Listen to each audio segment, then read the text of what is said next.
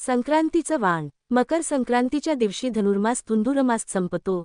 म्हणजे त्या दिवसापर्यंत तांदूळ आणि मुगडाळ यांच्या खिचडीचा नैवेद्य दाखवून सकाळी लवकर जेवण करण्याचा प्रघात आहे. संक्रांतीच्या दिवसात तीळ व गूळ यांना फार महत्त्व आहे, कारण या काळात थंडी असते. त्यामुळे गूळ व तीळ यासारख्या उष्ण पदार्थाचे सेवन या काळात आरोग्यवर्धकच आहे. गुळाची पोळी हे सणांचे वैशिष्ट्य. तिळाचे लाडू किंवा वड्या याही या सणांच्या निमित्तानेच बनतात. या काळात वाटाणे, ओले हिरवे हरभरे, गाजर, ऊस, शेंगा, बोर हे शेतातले नवीन उत्पन्न याच काळात होते, त्यामुळे याच पदार्थाचे वाण देण्याचाही प्रघात आहे. वर उल्लेखलेले सर्व पदार्थ एका मातीच्या बोळक्यात घातले जातात. त्याला सुगड असेही म्हणतात. काही ठिकाणी त्यावर मातीची झाकणेही असतात. ही वाणं सवाष्णीला दिली जातात. एक देवाजवळ, एक तुळशीजवळ व 3 सवाष्णींना आपल्या घरी बोलवून वाण दिले जाते. काही बायका छोटी बोळकी देतात. काही बायका जरा मोठ्या आकाराची काळ्या रंगाची बोळकी देतात. त्याला सुगड म्हणतात. बहुतेक कोकणस्थ ब्राह्मणांकडे सुगड देण्याची प्रथा आहे.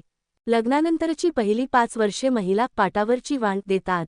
म्हणजे वरचे सर्व पदार्थ, तिळगुळ, हळदकुंकू या वस्तू 3 सवाष्णींच्या घरी जाऊन देवासमोर पाट मांडून त्यावर ठेवल्या जातात.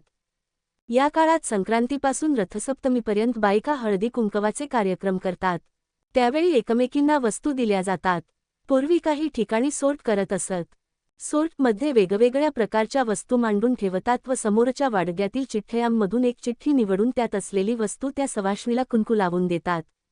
लग्नानंतरची 5 वर्षे वेगवेगळ्या सौभाग्यदानाच्या वस्तू, कुंकवाच्या डब्या, कंगवा, आरसे, बांगड्या, काळे मणिसर इत्यादी देतात व नंतरच्या वर्षी आपणाला हव्या असलेल्या इतर वस्तू देतात.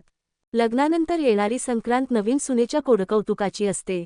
तशीच बाळाच्याही कौतुकाची असते. काही घरात तर पहिल्या संक्रांत सणाला हळद कुंकवाच्या राशी टेबलावर मांडतात. त्यातून प्रत्येकी आपल्याला हवे तेवढे घ्यायला सांगतात. नवीन सुनेला काळी साडी, हलव्याचे दागिने घातले जातात. गळ्यात हार, मंगळसूत्र, बिंदी, कानातले, कम्मरपट्टा, बाजूबंद या आणि अशा अनेक प्रकारचे हलव्याचे दागिने कित्येक हौशी बायका करतात. ते बनवणे ही एक कलाच आहे. हल्ली हे दागिने बनवण्याच्या स्पर्धाही काही ठिकाणी आयोजित केल्या जातात. अनेकदा महिलेच्या नवऱ्यालाही गळ्यात मोठा हार व हातात हलव्यांनी सजवलेला नारळ दिला जातो. नवीन बाळाला बोरन्हाण केलं जातं. लहान मुलांना भोवताली बसवून मध्ये पाटावर बाळाला बसवतात. त्याला काळं झबलं, अंगावर हलव्याचे दागिने, डोक्यावर मुकुट, मुरली या आणि अशा अनेक प्रकारच्या हलव्याच्या दागिन्यांची बाळाला सजवतात. त्याच्या डोक्यावरून कुरमुरे, बोरं, चॉकलेट, गोळ्या यासारख्या मुलांना आवडणाऱ्या वस्तू घालतात व इतर मुलेही त्याचा आनंद घेतात. या आणि अशा अनेक पद्धती आपल्यात आहेत. यामागे रूढी नसून नव्याचे स्वागत करणे, त्यातून आनंद घेणे हा आहे. आपल्या शेतातल्या पेरणीतून उगवलेला हा वानुळा एकमेकींना देणे ही सामाजिक परिस्थितीतून निर्माण झालेली रूढी आहे. पूर्वी एकत्र येण्याची संधी बायकांना दुर्मिळ होती. त्यामुळेच ही प्रथा निर्माण झाली असणार. या वस्तू लुटण्याच्या निमित्ताने संक्रांतीपासून रथसप्तमीपर्यंत एकमेकींकडे जाता येतं. भेटण्याचा आनंदाची संधी आजच्या काळातही हवीच. त्या निमित्ताने पुन्हा नातलग, मैत्रिणी एकत्र येतात. हाच खरा या मागचा अर्थ. पूर्वी नवीन येणारी सून वयाने फार लहान असे.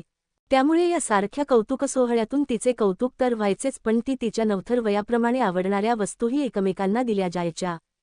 त्यातून तिला लागणाऱ्या गरजेच्या वस्तूही मिळतात आणि मैत्रिणींना भेटल्याचा आनंदही. त्याच काळात तिच्या बाळाच्या बोरन्हाणातून तीही आनंद मिळवत असे. म्हणूनच ही पहिली 5 वर्ष खऱ्या अर्थाने तिच्या आयुष्यात आनंदाची ठरत असावीत. यातली रूढी सोडली तर काही चांगल्या गोष्टी, पुस्तके, संकल्प यासारख्या प्रकारांनी आपणही एकमेकींना ज्ञानांनी समृद्ध करूया. समाजाभिमुख होऊया आणि आपली सामाजिक जबाबदारीही पेलूया. संक्रांतीचा हा नवा अर्थ मनी बाळगायला हरकत नाही.